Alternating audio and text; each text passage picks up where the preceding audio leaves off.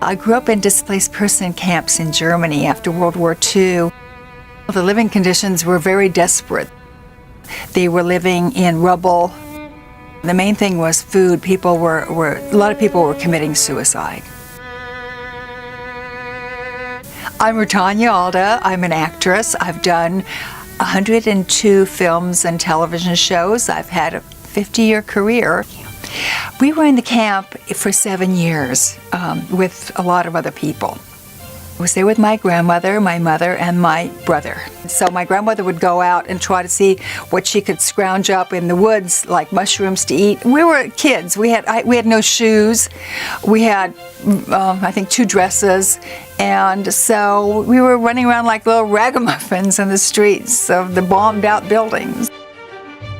At that time in the displaced person camps, you had to wait. You came to the States when you were sponsored and you had a job. It took time to do that. So it took about 7 years because there were millions of people.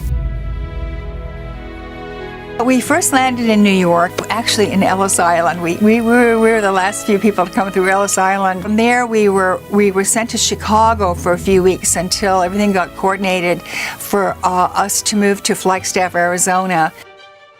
I got the acting bug very early in the DP camps. I was about 5 years old, and I saw my first movie. I said, this is what I want to do. I want to be a person that tells these wonderful stories. I never wavered. From that day on, I never wanted to do anything else. That was all I ever wanted to do. There's 3 that are the most well-known. One is The Deer Hunter, which won the Academy Award for Best Film. And the other one is the cult classic movie of our time, which is called Mommie Dearest. It's become a phenomenon. And the third one I'm known for is Amityville 2. John Wayne taught me something that nobody else taught me. And he taught me a kind of a generosity that I have never seen before in another actor. When he said to the director, give him the close-up, and walked away, I've never seen a star do that. And I said to myself, if I have the opportunity ever to do that, when I'm in a position to do that with another actor, I will do it. Well, my husband was Richard Bright. He was an amazing actor. Al Pacino called him the actor of their generation. Well, I just talked to my husband, and he said, I'm going around the corner. He always had this favorite coffee shop. A friend called and said, I just heard Richard was killed.